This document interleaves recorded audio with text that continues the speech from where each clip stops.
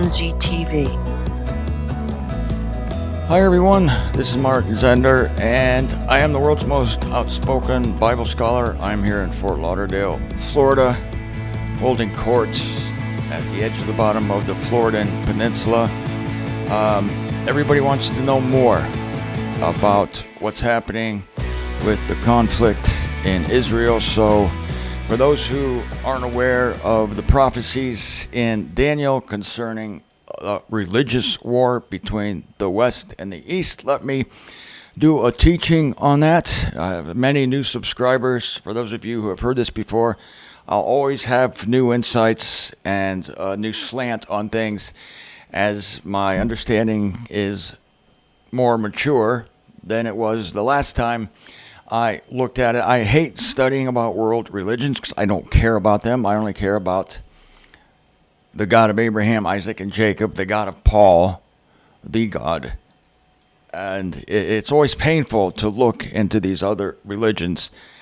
I can't imagine that going into a seminary and studying world religions. What a complete waste of time. I only look at it enough to be able to explain to you what's happening in the world right now and how it applies to the end of days, how it applies to the final years of Millennium 6. So what we have here in the Middle East, as I said yesterday, is an age-old argument between the descendants of two individuals, Isaac and Ishmael. And it is the flesh versus the spirit.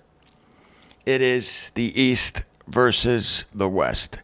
And when I apply spirit to the West, I do that quite loosely because the Christian nations of Western Europe and the United States are, of course, a pseudo-spiritual entity. But Israel is that too. The true Israel is out there somewhere, and they are legitimate sons of promise, that is, sons of Isaac. And even though they're not doing what they're supposed to do, even though they're a fleshly people, even though they've been hardened nationally by God, they're still God's people. And so when I say the flesh versus the spirit, what I mean is the sons of Ishmael. And I explained to you yesterday how these were two sons of Abraham, one born from an effort in the flesh to produce the promised seed that was Ishmael, who came via Abraham going into his wife Sarah's handmaiden because he wasn't seeing God fulfilling the promise that he made him to make him the father of many nations. That son was Ishmael, and he became the father of the Arabs. And Isaac then was the son of the promise. This was the son that God had promised Abraham, who would come not via Abraham's strength, not via Abraham's power, but by the Spirit of God. So I guess it's better to look at the Spirit as the source of the thing. Because you can't look at Israel now, or Christianity, of course, and say that's a spiritual entity. But in the case of Israel, it's a spiritual source. And of course, God will pour his spirit out on these same people, and they will do what they're finally supposed to do. Now, in Daniel chapter 2 and Daniel chapter 7, we have the political and the religious future. We have the future being predicted by Daniel, who was this minding his own business after he got exiled to Babylon from Jerusalem, along with Shadrach, Meshach, and Abednego, as well as a lot of the house of Judah who were exiled. And the king at that time, the king of the world, was Nebuchadnezzar, the Babylonian Empire. This was the first king who could rightly be said to be the authority over the whole earth. And this man had a dream in Daniel chapter 2. And I'll go through that briefly, but I want to get to Daniel chapter 7 when Daniel has a vision and he sees four beasts coming out of the sea. In fact, I want to start with that. I want to start with Daniel chapter 7 because these four beasts coming out of the sea are four religions who have been really imbued with political power. There are only four main religions in the world: Buddhism, Hinduism, Islam, and Christianity. Everything else is an offshoot. You see how I love to keep this simple? And it is simple. Daniel keeps it simple, saying, I saw four beasts coming out of the sea. And when we look into the details, I'm not going to get too detailed into it because I've done that before, but when we look into the description of these four beasts in the scripture, which I'm going to go to, Daniel chapter 7, we see that they fit these religions perfectly. They fit the religions. And so let's go to Daniel chapter 7. I'll comment briefly as I go, but let me give you the big picture first. What we have here is a very mobile and dark and evil religion, or should I say this, the terrorist branch of it, and that is Islam. Those who say you can't judge the religion by these few terrorists, it's actually the terrorists who call themselves fundamentalists, who are actually following their writing, the Quran, which dictates to them that they kill infidels. And so they are actually taking it seriously. This would be the equivalent of Christians thinking that God is the eternal tormentor of most of humanity and going out and shaking everyone, knocking on doors, telling everyone to repent or they're going to be burned. These are the fundamentalists, the ones who really believe it. So anybody who criticizes the fanatical branch of the Islam religion, really, I mean, yeah, it's awful, it's terrible, but these are the ones who think they're doing God's work. And they will wreak havoc in the world. And they are, and we see another aspect of that now. We see it continually happening because these people never say die. Their goal is simple. They want to force their law, Sharia law, on the rest of the world. They want to make the rest of the world Islamicists. And they'll kill and destroy on the way towards that goal. And they're fanatical. You might remember September 11th, 2001.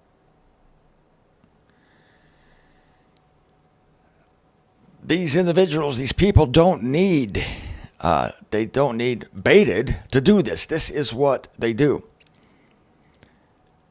In the previous administration, I'm here in the United States of America at the edge of the bottom of the Florida Peninsula. The president, I think it's getting to be where on this platform you're not going to be even able to say this man's name. In the last couple of videos, I've said his name, but I think the days are coming when even that will not be allowed. And free speech is being excised as we speak. I will say the former real estate developer from Queens, when he was the president of the United States, he recognized the danger and he made it a priority of his administration to squash it down. This is prophesied in the Bible. Yes, it is prophesied in the Bible that this will happen. People don't recognize that the main war we have is not a political war. Although we do have a political war, but behind it is this giant religious war. And it's being hidden as a political war. But I'm sure you've noticed that in the West, that is with the political right, there is the tendency to amalgamate with religion. There's a very strong branch of that arm of government, that arm of a political ideology that is Christian. I mean, on our money, it says, in God we trust. Of course, that's a sham. We don't trust in God. But isn't it interesting that our very currency names the name of God? So it's primarily a spiritual warfare. And when we see civilization being threatened by a very mobile, a very violent, a very insistent religion, speaking of Islam, then we have to take it seriously. And you can't negotiate with insane people who will stop at nothing to destroy you. You must destroy them. And this is what the former real estate developer from Queens did. And it was magnificent. He killed their leaders, and he basically, I remember 3 years ago, I showed you a map of the Middle East, and I showed you the influence of Islam in the Middle Eastern regions. And with every successive month even of the real estate developers' presidency, you saw it shrink and shrink and shrink. And there's a verse on this in Daniel. There is a verse on this. I've got to get to it. But now, since the administration has changed and we have a weak-kneed, flappy-handed, addle-brained, so-called leader, we see this faction rising again. In fact, we even give them money. One of the main countries that is fond of this religion of Islam is Iran. And the addle-brained leader and the two leaders before him, the first African-American president, we gave, astonishingly, we gave this country, which backs terrorism, which you're seeing right now in the news, lots of money. Well, because they said they were going to use it for good causes, so there's a lot of intrigue and bribery and everything behind that. For our purposes, let's just say that I want to keep things as simple as possible. They used the money to fund terrorism, and that's what you're seeing now. And it's not just between them and Israel. It's between them and the West and the rest of it. If these people ever got a nuclear weapon, they would not hesitate to use it. You understand that? So this is a prime threat in our world, even bigger than Ukraine, bigger than Russia. It's a prime threat because there are infiltrations everywhere. And that's what you're seeing today. You're just seeing it again. And I thought, back when the former real estate developer from Queens was in charge, I thought, and I think it was a fulfillment of Scripture, but I didn't see that it was going to come back again, and there would be I thought maybe from that point on, we would see a growth of the religious right. We would see a growth of the good guys, quote unquote, taking over and bringing the white horse rider type things that we want to see on the earth. Freedom of speech, national sovereignty, no wars, peace on earth, goodwill toward men. Peace on earth, that's it. Peace and security, isn't that what the people will be saying before the disaster falls upon them? They will be saying peace and security. But then they do not know it, but the hand of God is hanging over them unawares. But everybody wants peace and security. But in order to have it, we need to stamp out this religion and its representatives. We're not very nice people. So that's an overview. Daniel chapter 7. In year 1 of Belshazzar, king of Babylon, Belshazzar replaced Nebuchadnezzar. Daniel himself perceived a dream and visions of his head on his bed. He wrote down the dream, stating the beginning of the matters. Daniel was speaking up and saying, I was perceiving in my vision during the night, and behold, the 4 winds of heavens were rushing forth to the vast sea. And 4 monstrous animals were coming up from the sea, diverse from one another. The eastern animal. This is a very critical translation. I forget what the Hebrew word is here, but the Concordant version, this is translated, I think, the first animal in the King James Version, but this can also be translated Eastern. And when you translate this Eastern, it opens a whole vein of truth. Because not only do the descriptions of these beasts match the religions that I mentioned, but these religions, in the order of their description, go from east to west. It's remarkable. The Eastern animal was like a lioness. This is Buddhism. And she had the wings of a vulture.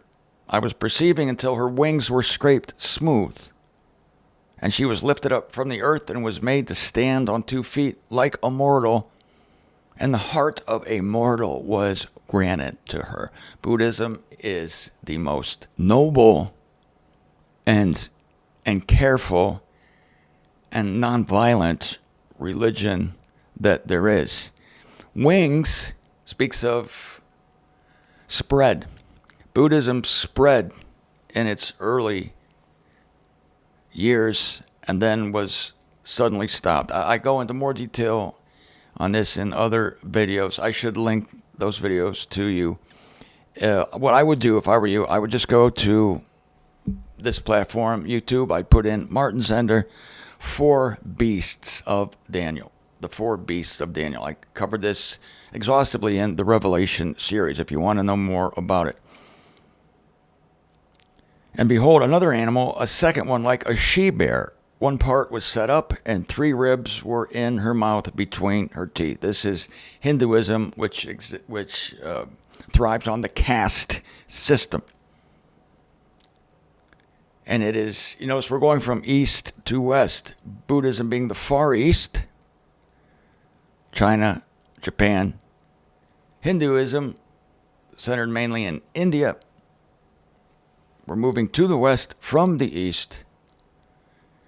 Concerning this animal, which is described here as a she-bear, 1 part was set up. These are the Brahmins. The Brahmins are the top caste in Hinduism. They're the priests and the so-called intellectuals. And 3 ribs were in her mouth between her teeth. Thus they're saying to her, rise, devour huge amounts of flesh. With the caste system, the lower castes feed the upper castes. And underneath the Brahmins, you have the Kshatriya, which are the warriors, the military leaders, maybe some nickel and dime political leaders. And below that, you have the Vaishya, which are the manual laborers, merchants, traders. That group can be divided into 2 subcategories. The Sudras, which are the manual laborers. Yeah, the people who make everything work. And the untouchables. These are the scum of society, the street cleaners, bathroom cleaners, and so forth. So the top castes, the Brahmins, eat great amounts of flesh, and there are 3 ribs, 3 castes of the Hindu system. And you don't see anything about wings because this religion doesn't move. It's stable and it has not spread. It has moved. It has not moved. Apparently nobody likes it. Nobody wants it. However, verse 6, in place of this, I was perceiving, and behold, another animal like a leopardess. She had 4 wings. This is Islam. Mohammedanism, if you like. The 4 wings of a flyer on her arched back. The animal had 4 heads, and jurisdiction was granted to her. There are 4 basic schools of Islam, which the 4 heads refer to. I don't care about any of this. I looked it up. The 4 schools, or the 4 heads of Islam, are Maliki, Hanafi, Shafi, and Hanbali. Whoop-de-frickin' do. But there it is. And the Eastern animal, you see, as we're going east to west, we see this can't be national blocks because there are more than 4 nations, obviously. There are more than 4 national blocks or blocks of countries. You have Eastern Europe, Western Europe. By the time you get done with those kinds of subdivisions, you have more than 4. And yet there are only 4 religions. Not only that, but this happens under the reign of Belshazzar. This is the guy who took all the implements from the temple. He was more of a religious guy. And this is also described in the book of Revelation. These 4 beasts are amalgamated, homogenized into one beast. And this happens in the temple section of the book of the unveiling. The temple section. There are 2 sections in the book of Revelation, 2 main distinctions.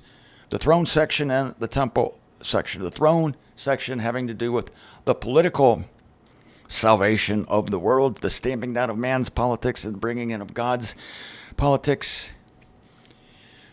And the temple section, the religious deliverance of the world. And we know that religion and politics will be perfectly joined in the 1,000-year kingdom, as Jesus Christ is not only a king, but he's also a priest. All through human history, you have kings and priests. You have the political and the religious. And later in Daniel, these 4 beasts are called kingdoms, but don't get sidetracked by that, thinking that we must be talking politics, because, well, for instance, Buddhism has influenced governments and actually has been identified by governments as a source of their authority and legitimacy. So these religions do have political power, and they really underlie. This is the strange thing, is these spirits. And as Daniel sees 4 winds, 4 spirits coming up, these religions are animated by actual spiritual beings that demand the worship of their subjects, and they express themselves on the earth through political powers. So when you're talking about religion and politics, the way most people see it is you have politics. That's the big thing. The kings, the presidents, the prime ministers. And then underneath that, you have religions. It's nice to have a religion in your country. Everybody needs something to believe in. But actually, it's the opposite. It's the religious that informs the political, even though the religious is underneath. But that's the way Satan works.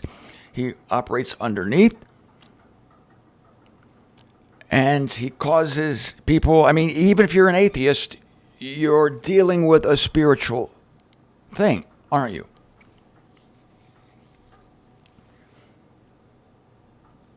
Because what do atheists say? What's their main thing? I don't believe in God. I don't believe in God. That's a spiritual disposition. It's anti-spiritual, but it's in the realm of God. And so these beasts, these spiritual, these false gods, these small g gods, but very powerful gods that infuse and inspire all these religions, are behind.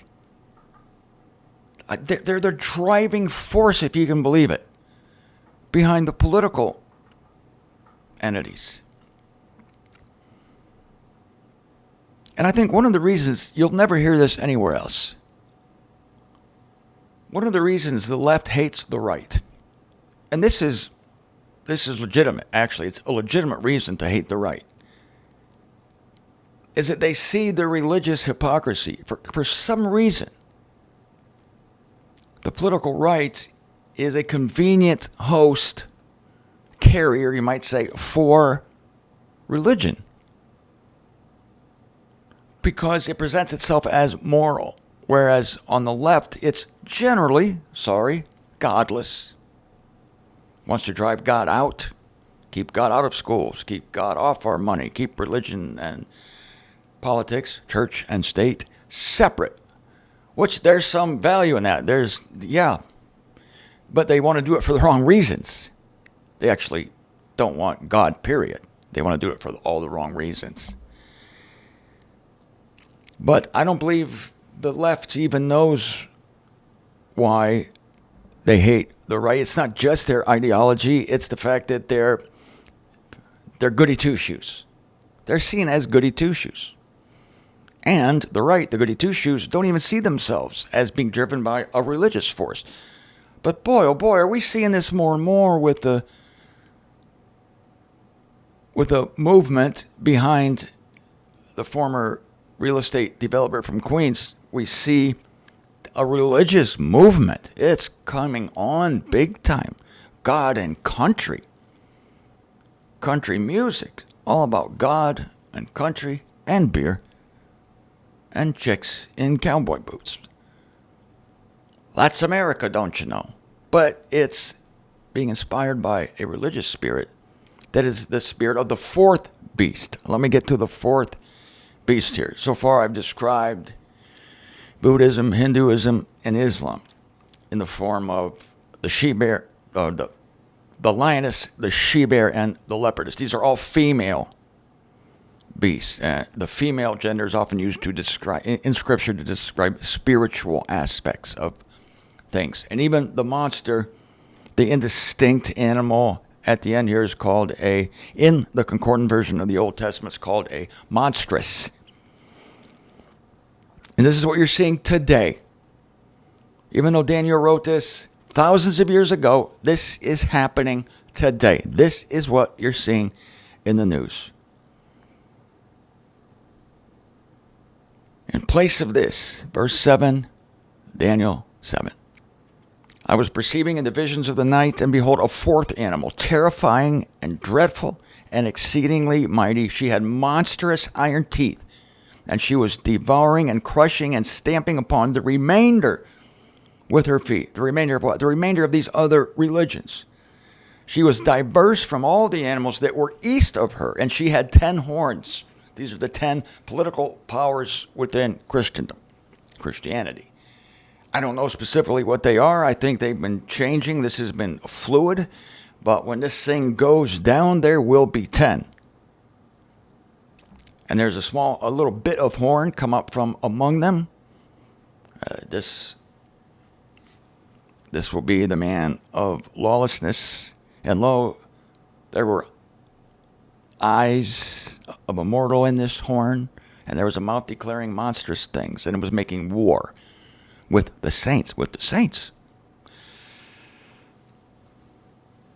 What I want to point out to you is that the Western beast, which is Christianity, has iron teeth and copper claws. This is the most armed group of people that there are on the planet Earth. And it's been a good thing. It was handy when defeating Hitler in World War II. It was very handy then to have iron teeth and copper claws. But these will also be used in the near future to stamp out this reassertion of Islam. The current administration in my country has no stomach for fighting. And you might say, well, we don't have to fight. It's not our fight. It's Israel's fight. But who supports Israel? Who gives Israel whatever weapons she needs to fight these terrible, awful, satanic people?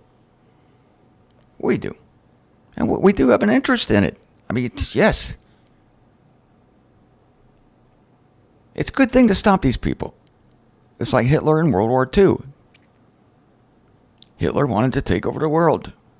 You and I can't imagine people like that. We're just trying to run our own lives. But there are people who want to take over the freaking world. These people want to take over the world. And they don't play by the rules. And if they get a nuclear weapon, and we've given them money in order to do that, we don't tell them it's for that. Just don't use this to build a nuke. And they say, okay, don't worry, we won't.